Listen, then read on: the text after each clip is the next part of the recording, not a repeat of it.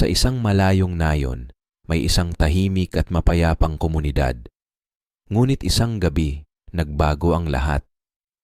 Dumating ang isang hindi ka nais-nais na panahon na ang ulan ay tila ba hindi titigil at ang hangin ay puno ng misteryo.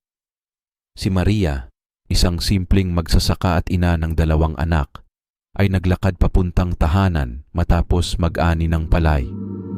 Ngunit sa gitna ng madilim na gabi, siya'y nakarinig ng mga kakaibang tunog mula sa kagubatan na paligid ng kanilang bahay. Tinig na parang malalakas na hagikhik at mga boses na hindi pangkaraniwan.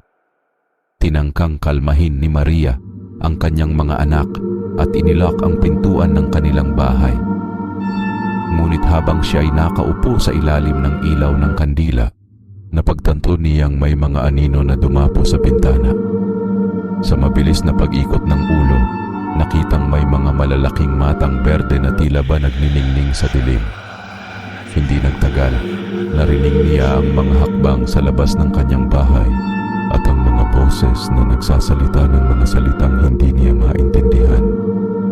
Kinilabutan siya at naramdaman ng malamig na hangin sa paligid niya. Ang mga aswang, mga bampira sa lokal na mitolohiya ay tila ba nagsisiklab sa labas ng kanilang bahay. Sa kabila ng kanyang takot, si Maria ay nag-isip ng isang mabilis na plano. Binaba niya ang kanyang mga anak sa isang lihim na silungan at dinala ang kanyang sarili sa labas ng bahay. Tinagap niya ang takip ng kaldero mula sa kanyang kusina at inilabas ito sa ilalim ng ulan. Nag-ingay siya ng malakas at sinimulang maglakad-lakad sa paligid ng bahay parang isang baliw na babae. Tumunog siya ng kanyang takip ng kaldero nang paminsang inikot ang bahay. Ang mga aswang ay nagulat at natakot sa kanyang ginawa, palibhasa ay mga nilalang na ayaw sa ingay at ilaw. Tinulungan ni Maria ang kanyang komunidad na lumaban sa mga aswang.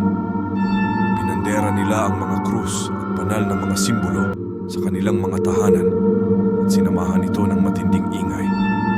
Sa huli, napalayas nila ang mga aswang at nagbalik ang katahimikan sa nayon.